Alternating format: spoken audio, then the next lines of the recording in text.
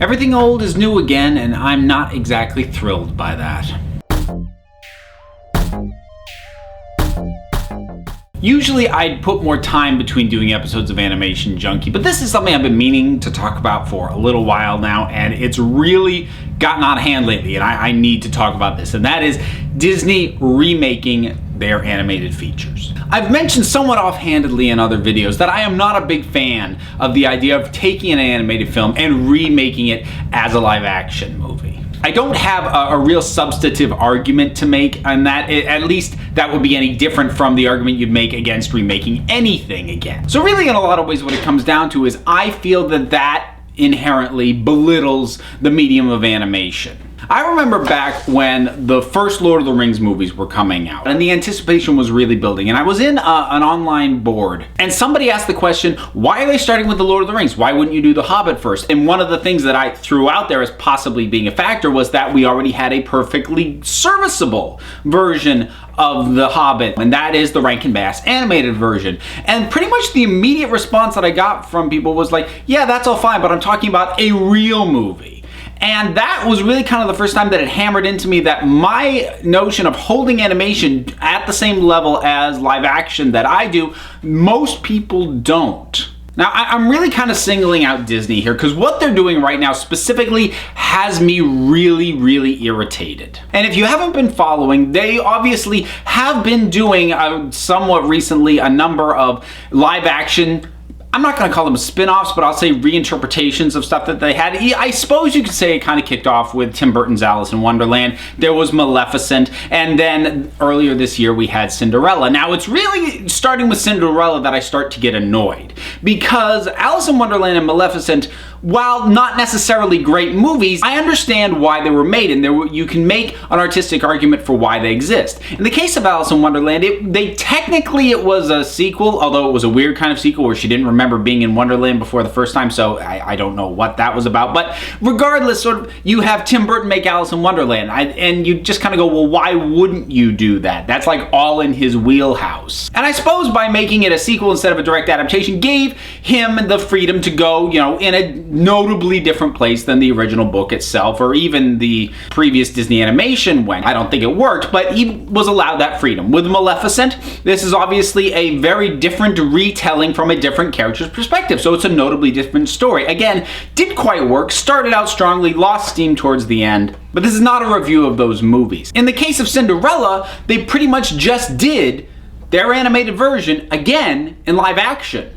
Now, I have to be honest, I have not seen that new version of Cinderella. I don't intend to see it, but pretty much all the response has been very positive. And people said it was a very good movie, and that it was better than Maleficent, it was better than Alice in Wonderland. And I will believe that. I'm not doubting that. But I don't care if it's better than those if all they're doing is taking the animation and doing it again in live action. I understand it's not literally the same. There were minor tweaks to it. Cinderella and the Prince meet before the ball once, so, it's not completely ridiculous that they fall for each other on the first view. Structurally, it's the same movie, and I've done my research. I've read the synopsis, I've read the characters. It is the same thing with very minor tweaks, and I just feel that inherently belittles not only the original, but animation as an art form, because now people go, okay, well that's the kiddie version, here's the real version, but it's the same thing. And I understand that these are all adaptations. These are not original stories. They weren't the animated film first. These came from source material, and there is a validity to reinterpreting that source material, to go back to it and stay truer to it, take it in a different direction, emphasize a different aspect of it that was maybe dropped from the previous film, whatever. But that's not what they're doing. That's not what they did with Cinderella, and it's not what they appear to be doing in all the newly announced features. And I can't even remember what all of them are anymore, but the ones that I can think of off the top of my head, there's Beauty and the Beast, which they've got mostly cast at this point. They've got The Jungle Book, which I think comes out next year. And they've since announced Dumbo and Winnie the Pooh.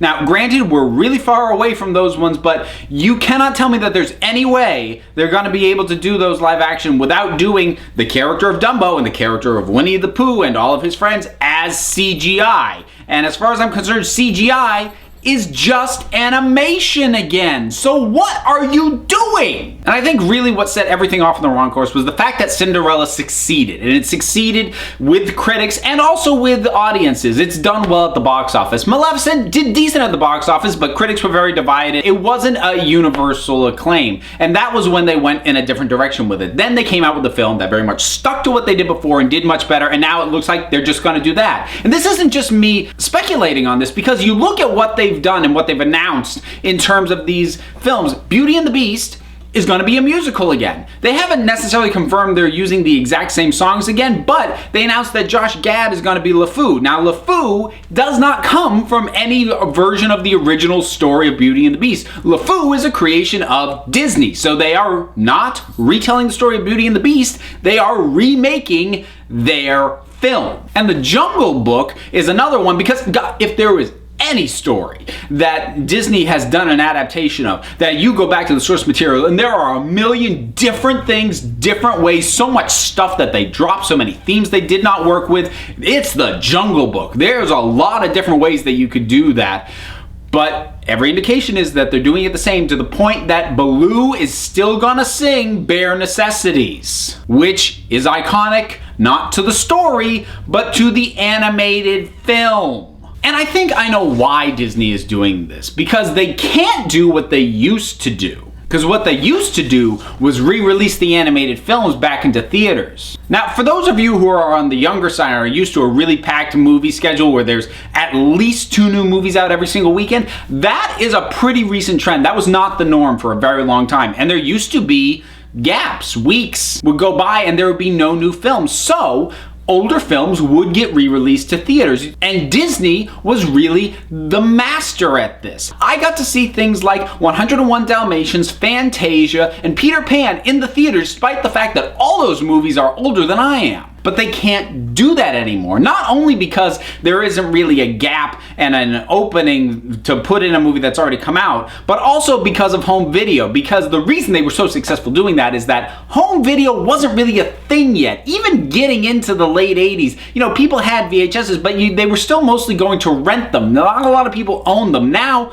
home media, people own these movies. They can watch them whenever they want. And I think that's why they've kind of eased off the re-releasing of their animated films in 3D, which was the closest they were kind of coming to that old thing. But I don't think they were seeing the returns they wanted for that. So what they've done instead is, how can we milk more money out of these things we've already done? Well, we can remake it again in live action. We don't have to change anything. We'll just do it with actors and we'll make all the money. And that just drives me crazy, because like I said, not only are they just sort of strip mining these classics, and they are classics. Most of these are classic movies, but they're not going back to the original versions of the story and coming up with a new interpretation. They are strip mining their own stuff. And as a lover of animation, that just inherently belittles what they did. And what they did with these animated films is amazing. And I don't think there's anything that we can do to stop this. And I'm not even gonna make the step to say don't go see these movies, because you know what?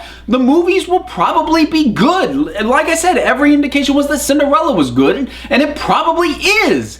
But its existence just aggravates me on so many levels. As a lover of these movies and as a lover of animation in general, I just hate this. I hate this trend, and I hate that one of the giants of animation is leading the way in belittling the art form that made them what they are today.